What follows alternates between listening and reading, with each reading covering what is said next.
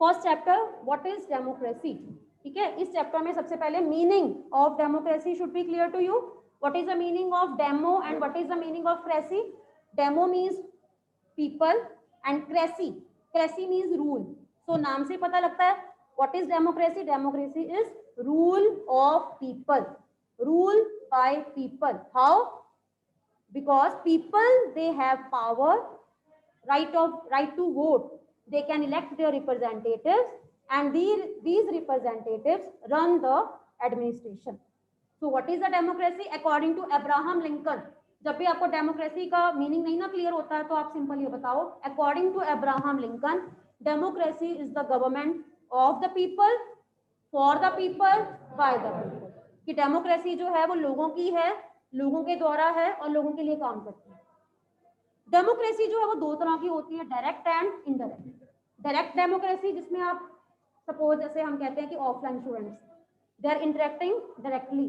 इसमें क्या होता है, कोई भी लॉ बनाना है, कुछ भी गवर्नमेंट, कोई भी कंट्री से रिलेटेड पॉलिसीज जो है वो लोग डायरेक्ट पार्टिसिपेशन करते हैं उसमें। वो किस तरह से इलेक्शन नहीं करते। ऐसा तब होता था जब पॉपुलेशन बहुत कम होती थी। स्विट्जरलैंड में कैंटन्स में ऐसा होता था जहां पे लोग डायरेक्ट इंटरेक्ट करते थे और जो अपने लिए लॉ बनाने थे वो खुद लॉ बनाते थे और उसके बाद प्रपोजल्स, जैसे हम ये कह सकते हैं कि उसमें वोटिंग करवा ली जाती थी और इस तरह से उस टाइम पीरियड में पॉपुलेशन कम होने के कारण लॉज जो है वो ऐसे पास होते। लेकिन जैसे जैसे पॉपुलेशन बढ़ती गई, इट वाज नॉट इजी कि सभी जो है वो लोग इंटरेक्ट करें। Then the method of indirect democracy या फिर representative democracy became more popular. So what is the meaning of indirect democracy and representative democracy? In this method, people, they elect their representatives. Like we people, we elect our members of parliament, MPs, MLAs. And further these MPs or MLAs, they make policies for us. Like in India, central government की बात की जाए तो लोकसभा, और अगर state government की बात की जाए तो विधानसभा। लोकसभा है दिल्ली में, पार्लियामेंट, और विधानसभा कहाँ पे है, चंडीगढ़। पंजाब से रिलेटेड जो पॉलिसीज बनती हैं वो चंडीगढ़ में बनती हैं, विधानसभा, और पूरी कंट्री के लिए जो पॉलिसीज बनती हैं वो बनती हैं पार्लियामेंट। तो मेन जो हाउस है दैट इज मोर पॉपुलर और more powerful, that is Lok Sabha. Two houses are there, parliament के टू हाउसेज हैं, Lok Sabha and Rajya Sabha. Which is more popular? Lok Sabha, because we the people, we can elect members of Lok Sabha directly. हमें पता है कि हमने 5 years के लिए उनको इलेक्ट किया है, then they will do whatever the policies या जो लॉज हैं, ठीक है। And if laws will not be accurate then people they can bring movements. Like आज के टाइम पर में आप दिल्ली में देख रहे हो मूवमेंट्स हो रही है। If people are not satisfied with the laws तो they have the full right to agitate and movements and they can oppose the government also. तो ये सिर्फ हमारी ही कंट्री में है डेमोक्रेसी। लेकिन ऐसी कंट्री जहाँ पे डिक्टेटरशिप होती है या जो नॉन डेमोक्रेटिक कंट्रीज होती है वहां पे ऐसा नहीं हो सकता। तो in this chapter we will able to understand the difference between democratic countries and non democratic countries. लेकिन सबसे पहले हमें पता होना चाहिए कि डेमोक्रेटिक कंट्रीज के फीचर्स क्या होते हैं। First question, features of democratic countries या मेरिट्स, कुछ भी आए पॉजिटिव, या फिर मैं आपको ये बोलूं कि व्हाई वी प्रेफर डेमोक्रेसी। इतनी सारी फॉर्म ऑफ गवर्नमेंट है, मोनार्की है, किंगशिप होती है, डिक्टेटरशिप जैसे हिटलर की गवर्नमेंट है, ठीक है। नॉन डेमोक्रेटिक कंट्रीज में जैसे मैंने बताया सऊदी अरेबिया, फिजी, ठीक है, एस्टोनिया, ये सारी नॉन डेमोक्रेटिक कंट्रीज है। पाकिस्तान, पोलैंड, जिम्बाब्वे, इनको कैसे हम नॉन डेमोक्रेटिक कह सकते हैं? तो ये हम आगे केस स्टडीज इनकी करेंगे, लेकिन सबसे पहले आपको पता होना चाहिए कि व्हाई वी प्रेफर डेमोक्रेसी, ठीक है। Number 1, accountable government. जब भी आपने इस क्वेश्चन का आंसर देना, चाहे वो 3 मार्क्स में आए चाहे 5 में आए, आपने भी हेडिंग्स बताना है। अकाउंटेबल का मतलब क्या होता है? Answerable. Only democratic government is answerable to the needs of the people.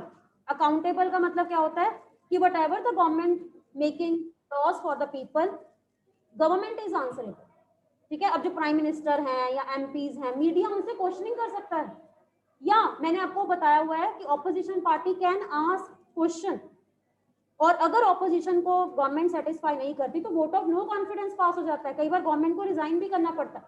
तो ये सारी चीजें सिर्फ डेमोक्रेटिक कंट्रीज में ही है कि हमारी कंट्री में जो डेमोक्रेटिक गवर्नमेंट है, आप लोकसभा का जब भी लाइव सेशन देखते हो ना, उसमें आप देखते हो कि ऑपोजिशन जो है वो मिनिस्टर्स या प्राइम मिनिस्टर से क्वेश्चनिंग कर रही है। और प्राइम मिनिस्टर और मिनिस्टर्स को हमेशा उन आंसर्स के साथ रेडी करना रहना पड़ता है, क्योंकि उनको पता है कि वो नेशनल टेलीविजन पे लोग उनको सुन रहे हैं।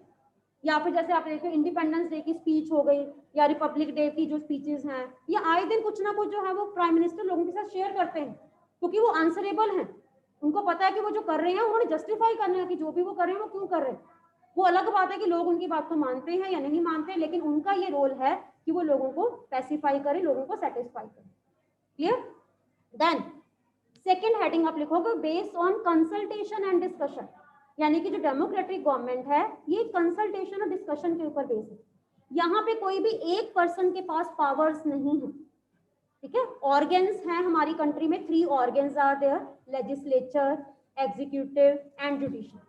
एंड हमारी कंट्री में आपको ये भी पता है कि पासिंग बिल जो है वो 3 स्टेजेस होती हैं, first stage, second stage, then third stage. यानी कि बिल पास करना किसी एक पर्सन के हैंड में नहीं है। Process is very difficult and long also. पहले वो लोकसभा में बिल पास होता है, फिर राज्यसभा में पास होता है, फिर प्रेसिडेंट के पास जाता है। इसका मतलब है too many people are involve in the legislation. जब इतने लोग इन्वॉल्व होंगे तो ऑटोमेटिकली डिस्कशन होगी, हर पर्सन अपना व्यू देगा, और उसके बाद जो बिल पास होंगे ऑटोमेटिकली वो कहीं ना कहीं लोगों के वेलफेयर के लिए होंगे। लेकिन अगर वो वेलफेयर के लिए नहीं है, बिल पास हो गया, जैसे आपने देखा फार्मर बिल पास हो गया, अब बिल के अगेंस्ट फार्मर्स एजिटेशन कर रहे हैं, उनका पूरा राइट है, वो अपोज कर रहे हैं क्योंकि उनका राइट है, ठीक है, उनके पास फुल राइट है कि दे आर नॉट सेटिस्फाइड। तो हमारी कंट्री में पब्लिक प्रोटेस्ट जो है that is the power of our country में, कि हमारे पास ये पावर है कि हम गवर्नमेंट को अपोज कर सकते हैं। तो that is possible in democratic countries. क्या आपने कभी सऊदी अरेबियन कंट्रीज में से देखा है कि लोगों ने दुबई की गवर्नमेंट या प्रिंस के अगेंस्ट टर्न हो गए? क्योंकि वहां पे मीडिया शो ही नहीं करेगा। हमारी कंट्री में जो हो रहा है ये सारा ओपन है, फॉरेन कंट्रीज ये सारा देख रही है, लेकिन उन कंट्रीज में कुछ भी अगर ऐसा होता है तो आपको कभी शो ही नहीं होगा, क्योंकि उन कंट्री में मीडिया जो है that is controlled by government. लेकिन हमारी कंट्री में all that is based on consultation and discussion. तो whatever the policies will be bring by the government, these will be for the welfare of the country. Then third आपने बताना है equality. Equality means political equality. This feature is only in the democratic countries. Right to vote, right to vote कहाँ पे नहीं है? Saudi Arabia में right to vote नहीं। अगर एस्टोनिया और फिजी की बात करें तो वहां पे भी राइट टू वोट इक्वल नहीं। But in our country in India political equality is there. Political equality का मतलब होता है 2 मेन राइट्स, याद रखो, right to vote and right to contest elections. जिस कंट्री में ये दोनों राइट हैं, इट मीन्स वहां पे पॉलिटिकल इक्वालिटी है। हमारी कंट्री में कोई भी पर्सन जिसकी एज 18 ईयर से ज्यादा है उसके पास राइट टू वोट है, चाहे वो मैन है, वुमेन है, कोई भी कास्ट है। Then second is right to contest election. कोई भी पर्सन इलेक्शन कंटेस्ट कर सकता है, पार्टी बना सकता है, तो that is there political right. It means political equality is the main feature of democratic country, but non democratic countries में ऐसा नहीं होता, ठीक है। Then next is free and fair elections. हमारी कंट्री में इलेक्शंस कंडक्ट होते हैं 5 इयर्स के बाद, लेकिन कई कंट्रीज में ऐसा नहीं होता। इलेक्शंस करवा भी लिए जाते हैं लेकिन रिजल्ट, फेयर रिजल्ट लोगों के सामने नहीं आ पाता। कई बार तो कुछ ऐसी कंट्रीज भी हैं जिन कंट्रीज में रिजल्ट है या जो भी उनका मतलब जो दूसरी ऑपोजिशन पार्टीज हैं, ठीक है, उनको हरास किया जाता है, गवर्नमेंट जो है उनके अगेंस्ट एक्शन लेती है, और ऐसी कंट्रीज में मल्टी पार्टी सिस्टम होते हुए भी सिर्फ एक ही पार्टी जो है वो हमेशा रूल करती है। चाइना की बात की जाए तो चाइना में कम्युनिस्ट पार्टी है, ठीक है। पोलैंड की बात की जाए, पोलैंड में कौन सी है? हाँ जी, which is a party? Who will tell? Yes, raise your hand. Parties के नेम बताइए मुझे। जिम्बाब्वे में कौन सी 1 पार्टी है? And Poland and Mexico. Yes, raise your hand. Zimbabwe की पार्टी का नाम क्या है? जेनू पीएफ, और उसके leader Robert Mugabe. Yes, raise your hand. Okay, Mexico के मुझे इलेक्शंस बताइए कि मैक्सिको की इलेक्शंस की टर्म कितनी है? अगर हमारी कंट्री में प्रेसिडेंट के इलेक्शंस की टर्म 5 इयर्स है, तो what is the term of electing president in Mexico? Very good, Kanishka. Yes, keep your mic on. Yes, Kanishka. हाँ, maybe 6 years। Very good, yes, 6 years. Yes, तो मैक्सिको में elections होते हैं, no doubt elections करवाए जाते हैं, टर्म है 6 years, but still Mexico can't be called truly democratic country because वहां पे हमेशा एक ही पार्टी जीतती है और दूसरी पार्टी जो है, चाहे ऑपोजिशन पार्टीज हैं, they never manage to win. Reason is कि all media and government offices and resources are controlled by single party. तो ऐसी कंट्रीज, जिन कंट्रीज में एक ही पार्टी बाबा रूल करती है, उन कंट्रीज को ट्रूली डेमोक्रेटिक कंट्रीज नहीं कहा जा सकता. क्लियर? देन नेक्स्ट, इसका मतलब क्या है कि हमारी कंट्री में फ्री एंड फेयर इलेक्शंस होते हैं. हर पार्टी जो है उसको आगे आने का मौका मिलता है. एक कॉमन मैन जो है वो आगे जाकर पॉलिटिक्स ज्वाइन करता है, वो आगे टॉप लेवल तक जा सकता है.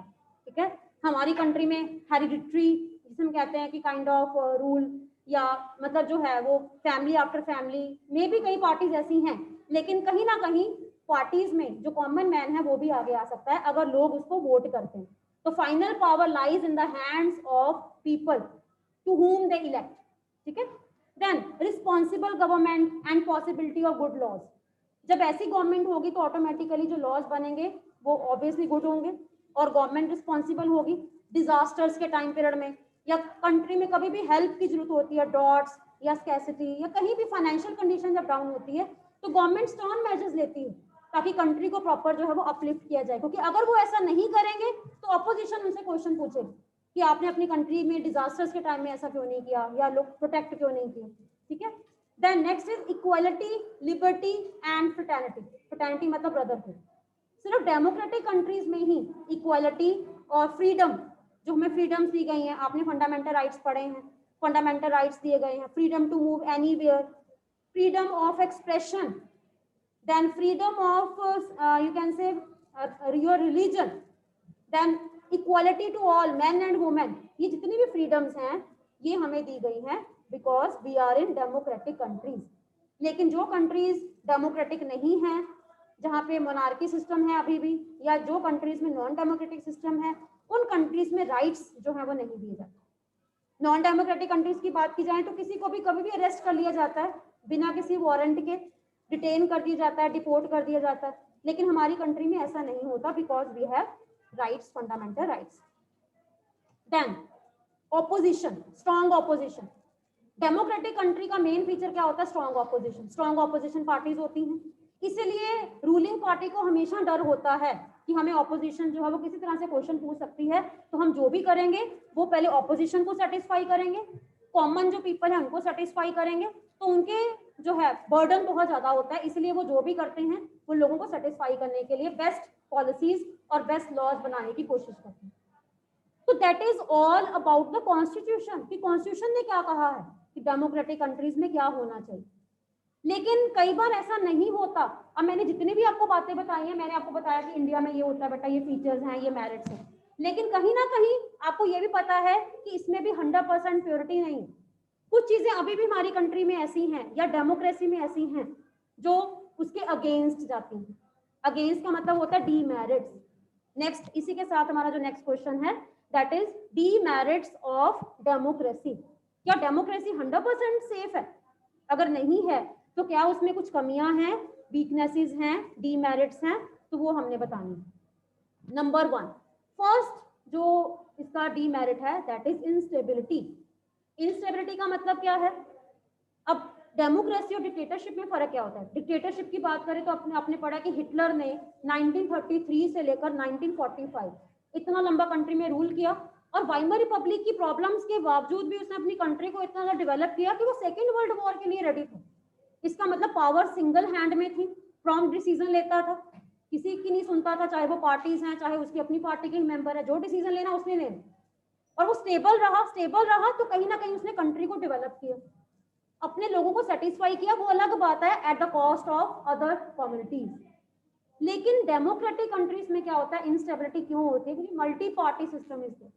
मल्टी पार्टी सिस्टम में क्या होता है कि अलग अलग पार्टीज गवर्नमेंट बनाती हैं. पार्टीज के leaders they keep on clashing with each other, और वो आपस में ही लड़ते रहेंगे तो पता लगे कि 5 साल के बाद गवर्नमेंट चेंज हो गई. 5 साल के बाद फिर नई गवर्नमेंट आई, नई पार्टीज आई, 2-3 इयर्स में वो सेटअप होंगे और उसके बाद वो चेंज हो जाएंगे.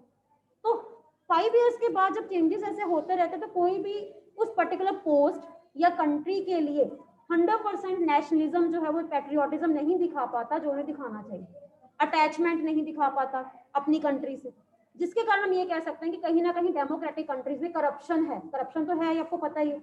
ठीक है। करप्शन क्यों है? क्योंकि यहाँ पे आपको कोई भी काम करवाने के लिए क्या करना पड़ता है, to some of the level क्या करना पड़ता है, आपको पेमेंट करनी पड़ती है, फाइनेंशियल भी हो सकती है, इंसेंटिव भी हो सकती है।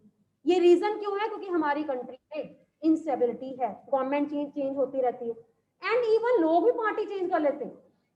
5 ईयर्स में वो किसी पार्टी में होते, 5 ईयर्स के बाद वो किसी और पार्टी को ज्वाइन कर लेते।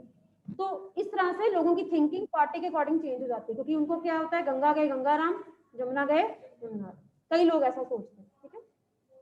Then next is illiteracy. हमारी कंट्री में राइट टू वोट सबको मिला है, चाहे वो इलिटरेट ही क्यों ना हो, लेकिन प्रॉब्लम इज कि जो इलिटरेट लोग हैं उनको नहीं पता कि राइट टू वोट कैसे यूज करते हैं। उनको इंसेंटिव देकर, मनी का इंसेंटिव देकर या किसी भी तरह से इंसेंटिव देकर उनसे राइट टू वोट, उनका जो वोट है वो खरीद लिया जाता है। और ऐसे में जो लोग हैं वो इंसेंटिव्स के कारण अपना वोट जो है वो किसी भी पार्टी को दे सकते हैं, चाहे वो उसके पोस्ट के लिए, उस पोस्ट के लिए कैपेबल है या नहीं। ऐसे में वो जो लीडर चुने जाएंगे वो होंगे जिन्होंने इलेक्शन से पहले बहुत ज्यादा इन्वेस्ट किया है और इलेक्शंस के बाद अब वो गवर्नमेंट रिसोर्सेज को यूज करेंगे। तो कहीं ना कहीं जो इलिटरेट वोटर्स हैं, they don't know to whom, किसको वोट करें, उनको तो पढ़ना भी नहीं आता। उनको सिर्फ ये सिखा दिया जाता है कि आपको 100 रुपीज नोट दिया जा रहा है, आपने इस सिंबल पे वोट करना, और उसके बाद जो चुना गया उसको पता ही नहीं कि 5 ईयर्स में हमने इनको वैल्यूएट भी करना है, इनका प्रोसेस जो है, जो उन्होंने काम किया है। और नेक्स्ट 5 ईयर्स के बाद वो मनी के बेसिस के ऊपर किसी को भी वो ईवीएम के ऊपर प्रेस कर देंगे बटन, क्योंकि उनको पता है कि हमने इसको प्रेस करने के लिए हमें मनी मिले। तो ये भी हमारी कंट्री में एक ड्रॉबैक है, सभी स्टेट्स में नहीं होता, सम ऑफ द एरियाज में ऐसा देखा गया है। ठीक है। Then next is unconscious voters. Unconscious voters का मतलब होता है कई लोग वोटिंग ही नहीं करते। Voting is not compulsory in our country. Reason is, कई लोग ये सोचते हैं कि अगर हम इस पार्टी को वोट करेंगे, इसको वोट करेंगे, तो कोई भी पार्टी हमारे लिए जो है वो सुटेबल नहीं है, तो क्या फायदा। लेकिन आपको ये भी पता होना चाहिए कि ईवीएम में एक बटन है NOTA, NOTA, means not interested. आप जाओ, अगर आपको कोई भी लीडर जो है वो वैल्यूएट नहीं कर सकते, आप प्रेस करो बटन, आप किसी को चांस तो दो जो आपको लगता है, चाहे वो ऑनेस्ट है।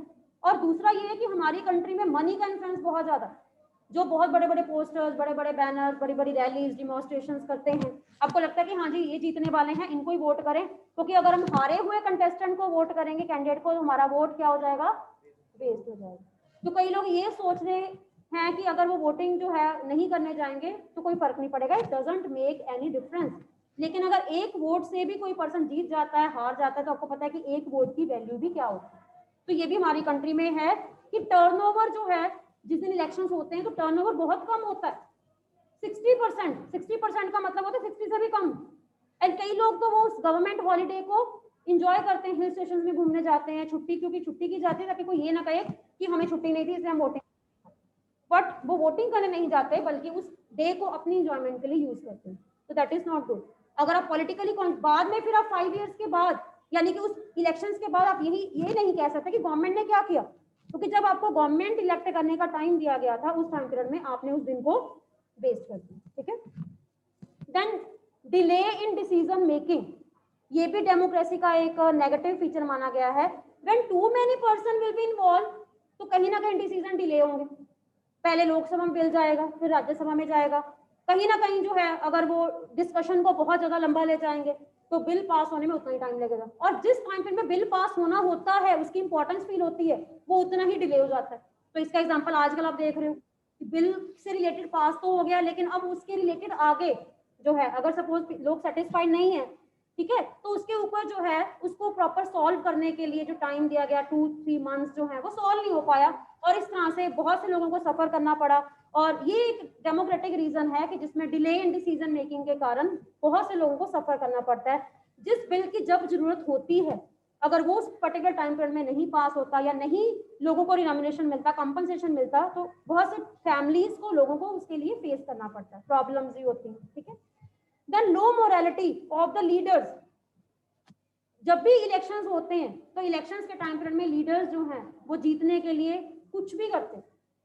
इसका मतलब क्या है कि उनके साथ जो भी उनके फॉलोअर्स हैं या एक्टिविस्ट मेंबर्स हैं, वो दूसरी पार्टीज के अगेंस्ट एलिगेशंस लगाते हैं, पार्टीबाजी ज्यादा होती है। और ऐसे में क्या होता है, जो सही कैंडिडेट हैं लोग उनको वैल्यूएट नहीं कर पाते। हमें फिर ये लगता है कि हाँ जी इसके बारे में भी हमने ये पढ़ा, इसके बारे में भी ये पढ़ा, तो कौन सा अच्छा, हम क्या करें। तो ऐसे में एक कॉमन पर्सन जो है वो कंफ्यूज हो जाता है, सिटीजन कंफ्यूज हो जाते हैं कि किसको वोटिंग करें, और लीडर्स की मोरालिटी डे बाय डे लो हो रही है, क्योंकि इलेक्शंस को जीतने के लिए वो किसी भी तरह से जो है वो दूसरी पार्टीज के अगेंस्ट एलिगेशंस लगा दें। तो these kind of demerits can be seen in democratic countries. अब नेक्स्ट जो क्वेश्चन है, अगर डेमोक्रेसी में मेरिट्स हैं तो डीमेरिट्स भी हैं, इसी तरह से नॉन डेमोक्रेटिक कंट्रीज में क्या होता है, या इसको हम ऐसे भी कर सकते हैं कि इन कंट्रीज में लोगों को कौन से राइट्स नहीं मिलते, जो डेमोक्रेटिक कंट्रीज में है वो यहाँ पे नहीं, इतना याद रखो, जो डेमोक्रेटिक कंट्रीज में होगा वो यहाँ पे नहीं होगा। Number 1, political equality, absence of political equality, voting rights नहीं होंगे, यूनिवर्सल अडल्ट फ्रेंचाइज नहीं होगा, ठीक है। डेमोक्रेसी में जो भी मैंने आपको फीचर्स बताए हैं वो इसमें नहीं होंगे, लिबर्टी नहीं होगी, फंडामेंटल राइट्स नहीं होंगे, इक्वालिटी नहीं होगी। तो उन्हीं फीचर्स को आपने, जो क्वेश्चन है, सपोज आपको ये क्वेश्चन आता है कि which are the features of non democratic countries, या which rights are not given into the non democratic countries, आपने जस्ट इनके बारे में बताना है कि यहाँ पे जो लोग रहते हैं इनको क्या नहीं मिलता जो डेमोक्रेटिक कंट्रीज में लोगों को मिलता है। क्लियर? सो नंबर 1 सबसे पहले आपने बताना है that opposition, they can not oppose government, absence of strong opposition. जो नॉन डेमोक्रेटिक कंट्रीज होती हैं वहां पे ऑपोजिशन पार्टीज स्ट्रॉन्ग नहीं होती, they can't criticise the government, they can't oppose the government, they can't oppose the wrong policies of the government, and इसके कारण हम ये कह सकते हैं कि नॉन डेमोक्रेटिक कंट्रीज में जो ऑपोजिशन ही नहीं होगी तो ruler is free to do anything, वो कुछ भी करें, उनको पता है कि वो जो भी करेंगे तो लोग उनके अगेंस्ट जो है वो आवाज ही नहीं उठा, क्योंकि लोगों के पास राइट्स ही नहीं है, जैसे हिटलर के टाइम पे। Then second is no election, universal adult franchise and equality, elections ही नहीं होते फ्री एंड फेयर, अगर सपोज होते भी हैं तो वो फेयर नहीं होता। फेयर का मतलब है रिजल्ट जो है, लोगों ने जिसको रियलिटी में वोट किया है वो सामने नहीं आ पाएगा, क्योंकि media, television, radio, newspaper, all is controlled by the party और गवर्नमेंट। आप इंडिया में कितने न्यूज चैनल्स हैं, हर न्यूज चैनल में अलग अलग व्यूज है, ठीक है। सपोज अगर आप आज तक सुनते हो, रिपब्लिक चैनल सुनते हो, ठीक है, उन दोनों के भी व्यूज अलग अलग हैं। आप कंफ्यूज हो गए कि हाँ जी इनमें से सच कौन कह रहा है, इसका मतलब क्या है, हर न्यूज चैनल जो है वो आपको न्यूज दे रहा है, वो आपके ऊपर है कि आप किस पे बिलीव करते हैं। जरूरी नहीं है कि दोनों ही सही है या दोनों ही गलत है, एक सही भी हो सकता है, गलत भी हो सकता है, लेकिन आप एज अ इंडिपेंडेंट डिसीजन ले सकते हो कि उनमें से कौन सही कर। लेकिन नॉन डेमोक्रेटिक कंट्रीज में ऐसा होता ही नहीं, वहां पे न्यूज चैनल ही नहीं होगा जो गवर्नमेंट को अपोज करे, तो आपको पता ही नहीं कि गवर्नमेंट क्या गलत कर रही है। Clear? So it's 11:21. I'm going to end and tomorrow same I will discuss this chapter. अगर कोई भी doubts हैं then you can ask. Kanishka, हाँ जी. Yes, Kanishka. Keep your mic on, बच्चे. Ma'am, हाँ जी. yes. Ma'am, I want to ask that in democratic government there are merits and demerits both, and in non-democratic government there are only demerits. नहीं, merits भी कर सकते हो, demerit. कल मैं चलो बता दूंगी आपको कि merits क्या, demerits क्या, ठीक है? दोनों ही तरह से कर Okay. सकते हो, लेकिन demerits ज्यादा हैं, merits कम हैं, Yes. ठीक है? Okay, ma'am. Thank you, ma'am. Clear? Yes, ma'am.